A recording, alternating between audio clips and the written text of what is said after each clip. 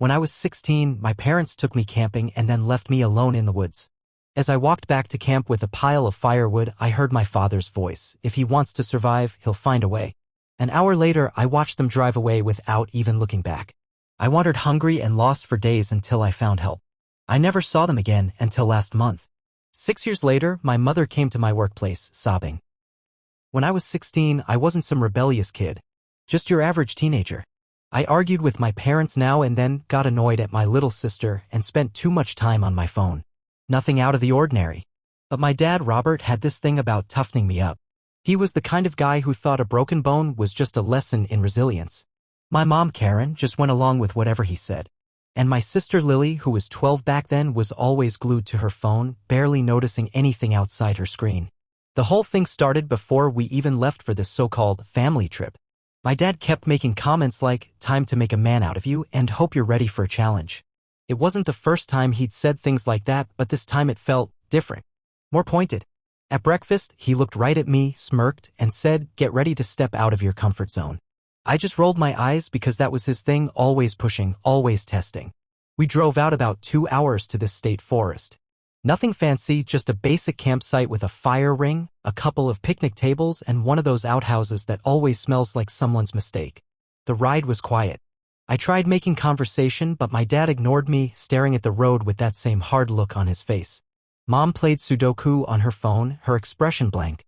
Lily had her earbuds in, watching TikToks, her face lit up in flashes of blue and white. When we got there, we unloaded the car, and Dad went straight into his tough love mode. Every little thing I did wasn't good enough. I was too slow setting up the tent, too weak carrying the cooler. "Back when I was your age, I'd be done with this in 10 minutes, he muttered, his voice low but sharp. I clenched my jaw, kept quiet. I knew better than to talk back. By the time the fire was going, the weird tension hadn't lifted. Dad stared at me across the fire like he was waiting for me to mess up. Lily was back on her phone, Mom had her nose in a book, pretending nothing was wrong. I tried to tell myself I was overthinking it, but something didn't feel right. The next morning, Dad woke me up before sunrise, his voice sharp in the cold air. "We need more firewood," he said, and shoved a rusty old hatchet into my hand. "Get out past the trail. Don't come back with that flimsy stuff around the site." I was barely awake, but I nodded, shoved on my shoes, and stumbled off into the trees. I didn't have my phone on me, no service anyway. Just me, the hatchet, and the foggy, silent forest. I wandered for about 40 minutes, picking up dry branches, trying to focus. But then, as I started heading back, I heard voices. Familiar voices. I stepped behind a thick clump of trees, just out of instinct, and that's when I heard them, my parents, talking. At first, it was just their muffled tones, but then I caught my name. My dad's voice, low and steady. "If he wants to survive, he'll figure it out." My heart started racing. What was he talking about? Was this some kind of joke? Mom's voice was quieter, shaky. "Are you sure this is the right thing to do?" "It's how my dad taught me." "He'll thank us one day," Dad snapped back. I felt the ground shift under me. Thank them? For what? I pushed through the branches and stepped out, staring at them. Mom looked away immediately. Dad just shrugged, like I'd caught him swapping stories instead of whatever this was. Lily didn't even look up from her phone. "What's going on?" I asked, dropping the firewood at my feet. My voice was tight, the words almost cracking. Dad's face didn't change. "You'll be fine. You're a man now. Figure it out." He turned and started packing up the tent. Panic hit me like a cold wave. "Wait, what are you doing?" I stepped forward, but he shoved me back. Not hard, but enough to make his point. I looked at Mom, desperation in my voice. "You're just leaving me here?" Mom's eyes were wet. She started to say something, but Dad barked at her, "Get in the car." And she did. Just like that. Lily finally glanced at me, a bored, indifferent look, and then she threw my hoodie at me. I caught it, but my hands were shaking. "Wait. You can't do this." I shouted, but Dad was already slamming the trunk shut. "You'll understand when you're older," he muttered, climbing into the driver's seat. Mom was crying now, hiding her face. Lily had her earbuds back in. And then the engine roared, and they were gone. I stood there, staring at the dirt where the car's tires had been. At first, I didn't even believe it. I kept thinking they were going to turn around, that this was some sick joke. But the silence of the forest grew heavier, colder. I tried calling them, but my phone's battery was already low and there was no signal. I had $12 in my pocket, the rusty hatchet, my hoodie, and a granola bar Mom had tried to hand me before Dad yelled at her. It lay in the dirt where she dropped it. I picked it up, brushed off the dirt, and shoved it in my pocket. I wandered back up the trail to the parking lot, but it was empty. completely empty. I was alone. My stomach twisted with a mix of panic and anger. Was this some kind of twisted lesson? A test? What was I supposed to learn from this? How to starve? How to freeze? The sun was already starting to sink behind the trees, the shadows growing longer. I tried to follow the trail markers, but I wasn't a scout. The forest seemed to twist and change around me. By the time the sky turned dark, I realized I had no idea how to get back to the campsite. My throat felt dry, my hands were shaking. I found a spot by some thick roots and curled up there, wrapping the hoodie around me. Every sound, a rustle, a distant snap made my heart race. But more than fear, I was angry. I couldn't believe they'd just left me, thrown me away like I was nothing. I clenched the rusty hatchet in my hand, stared into the darkness, and wondered just how far they'd let this go. Because this didn't feel like tough love. It felt like abandonment.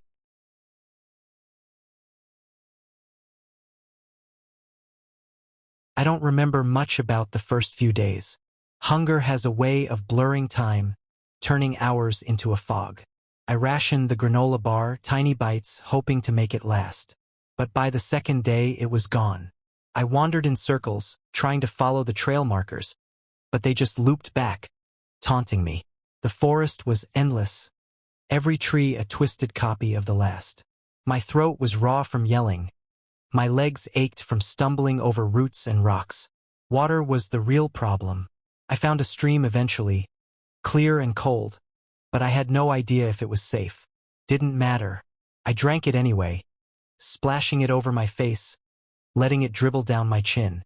Tasted like life, sharp and wild. Nights were the worst.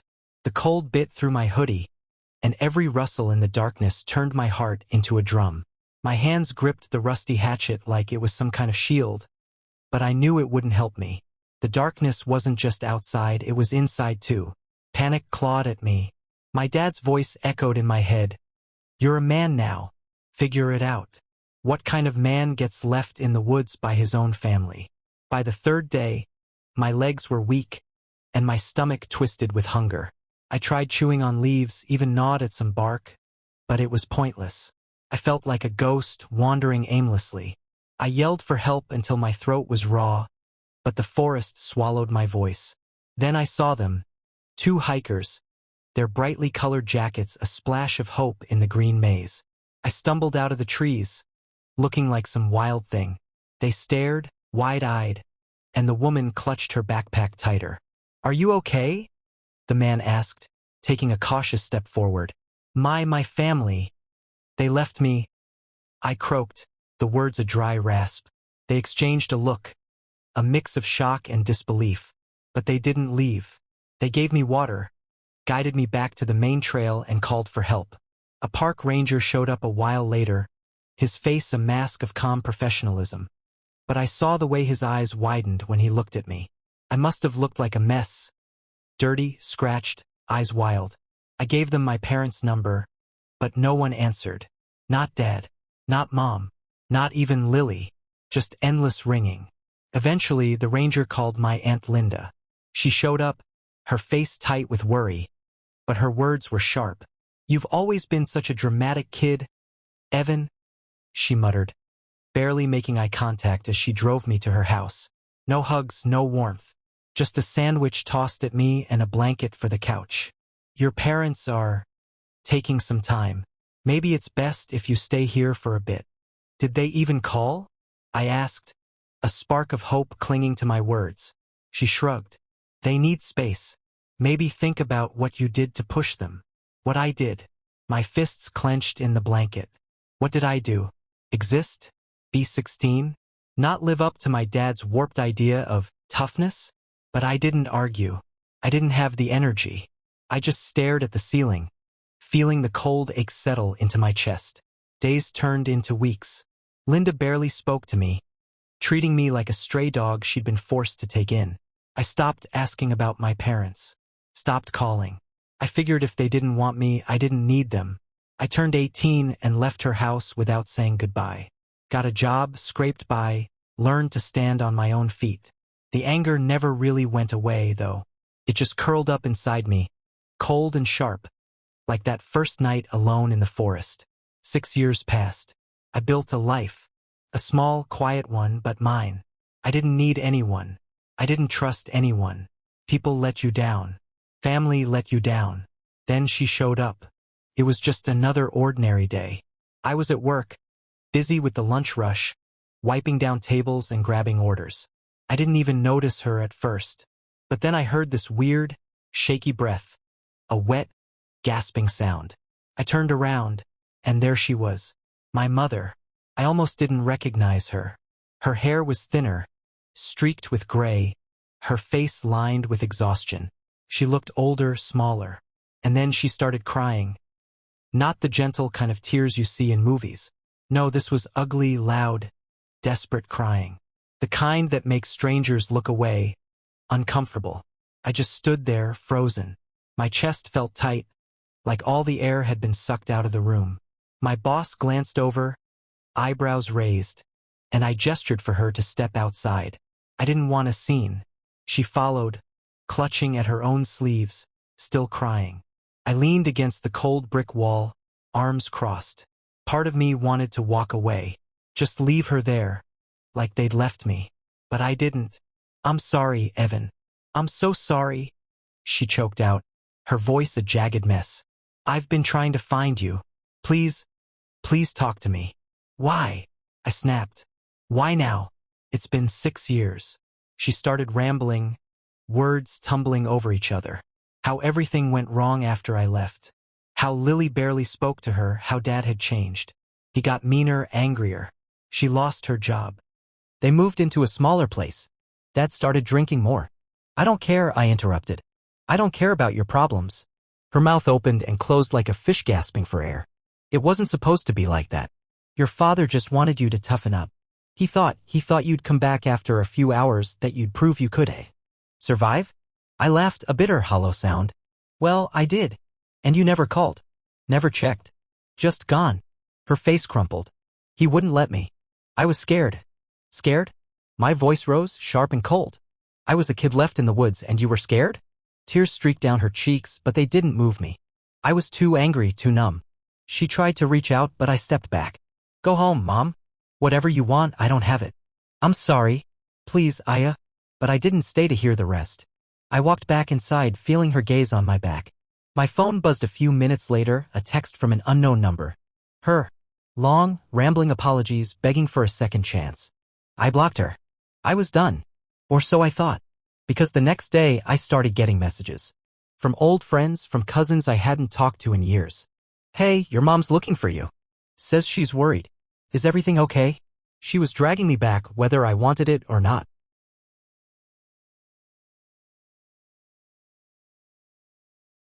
At first, I thought blocking my mom would be enough. I figured she'd get the message that I didn't want anything to do with her, with any of them. But I underestimated how desperate she could be. Because blocking her wasn't the end. It was just the start. It began with random texts from people I hadn't spoken to in years. Old friends, distant cousins, even a girl I barely remembered from high school. "Hey, your mom is looking for you. She says it's an emergency." Or, "Is everything okay? Your mom reached out to me, she's worried." I ignored them all. Then she found my boss. I don't know how, but she did. I got pulled aside one day, my manager frowning. "Evan, did you know your mom is trying to contact you? She sent an email to the store." I was furious, embarrassed, and something else, that cold anger starting to coil in my gut. I went home that night and thought about it. About how she thought she could just force her way back into my life. How, after everything, she could just cry and drag me back into the mess I'd escaped. No, not this time. I could have just changed my number again. I could have just disappeared, but something snapped inside me. The more I thought about it, the more I wanted them to pay. They'd thrown me away like I was nothing, left me to rot in that forest, and now they were falling apart. But that wasn't enough. I didn't want to just disappear. I wanted them to feel the same emptiness I had. I started with Facebook. I hadn't thought about them in years, but their profiles were still there, still pretending to be some normal, happy family. My dad's page was filled with the same old nonsense, memes about real men and kids today being too soft. His posts had gone from vacation photos and proud family moments to angry rants about how nobody wants to work anymore and people need to learn respect. I dug deeper. Found his business page. A small repair shop, his pride and joy. But the reviews were mixed. A few people complaining about rude service, others saying he tried to overcharge them. Nothing too bad, but it gave me an idea. I started leaving reviews. At first, just under fake accounts, pretending to be a dissatisfied customer. But then I got bolder. I didn't make anything up, I just told the truth. This is the man who left his own son in the woods to toughen him up. I shared my story in a local Facebook group, careful not to say it was me. I said it was someone I knew. The response was immediate. Wait, what? That's horrible. Who would do that to their own kid? I used to take my car there. Never again. It snowballed. People started digging, finding his angry posts, his rants. A couple of people shared their own bad experiences with his shop. And the best part? My dad couldn't keep his mouth shut. He jumped into the comments, arguing with everyone, calling them snowflakes and liars. But the more he fought, the worse it got. I wasn't done. I messaged some of his customers directly. Asked if they'd had bad experiences. Some ignored me, but others didn't. One woman told me he'd screamed at her for asking about a warranty. Another said he tried to sell her a part she didn't need. I posted it all. Let the fire spread. But it wasn't just about ruining his business. I wanted to know what was going on with them. So I checked my sister's social media. Lily was still glued to her phone, always posting memes, selfies, those stupid Ask Me Anything stories. I sent her a message. Nothing serious. Just, hey. She replied with a meme. No mention of mom, dad, nothing real. Just another stranger behind a screen. But I knew something was wrong. My mom was living with my Aunt Linda now, the same aunt who barely tolerated me after they dumped me on her couch. Linda was complaining about money, about how things were so much harder these days. I knew what that meant. My dad's business was struggling. He'd always bragged about being his own boss. Now that pride was burning down around him. My mom sent me emails from new accounts, begging me to talk. Please, Evan, he's losing everything. He blames me for it. I don't know what to do. I never wanted this. I ignored them. Then I did something I hadn't planned. I wrote a letter. Just a plain, handwritten letter. No threats, no insults. Just the truth. I told my dad exactly what he did to me, leaving me in that forest, abandoning me, making me feel worthless. I wrote about how I'd survived without them, built my own life, and how I was making sure everyone knew who he really was. I mailed it to his business address. A week later, I got a text from an unknown number. You're a liar and a coward. You'll never be a real man. Classic. But it wasn't just him. Some of my relatives started messaging me too. My uncle Mike called me a disrespectful little brat and said I was tearing the family apart. I told him if he wanted to take their side, he could. I didn't need any of them. I heard through the grapevine that my dad's business was collapsing. He'd lost customers, had a public meltdown online, and someone even posted a video of him yelling at a customer in the parking lot. It got shared around, people laughing at the angry old man. Lily messaged me again. You really messed everything up. Dad's losing it. Mom won't stop crying. Maybe you should move out, I texted back. She left me on read. I didn't care. Not really. I told myself this was justice. They deserved this. They abandoned me, so I tore down everything they had left. But there was this hollow feeling too.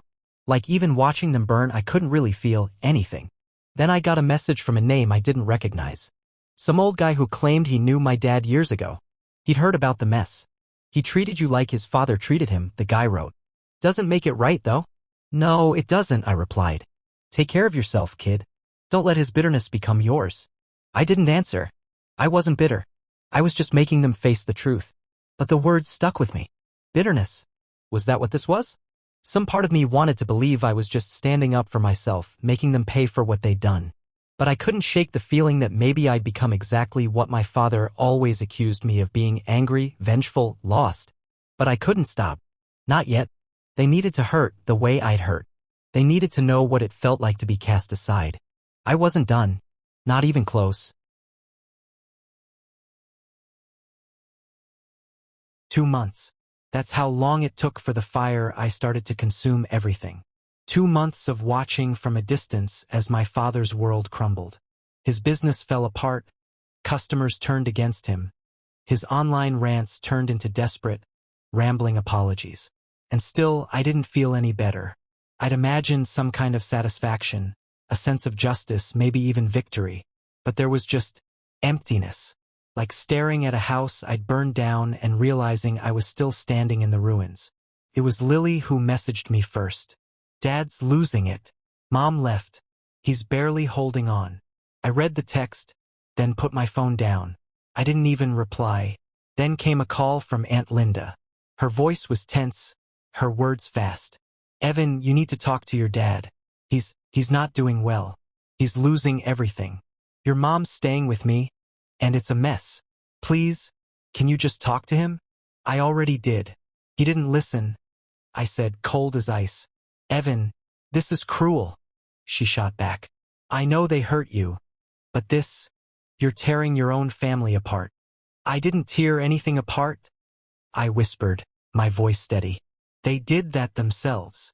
I hung up, but even after the call ended, her words stuck to me like thorns. Was I cruel? Had I gone too far? Or was this just the truth catching up to them? A few days later, the final call came. An unknown number. I almost ignored it, but something made me answer. The voice on the other end was rough, broken. Evan, it's Dad.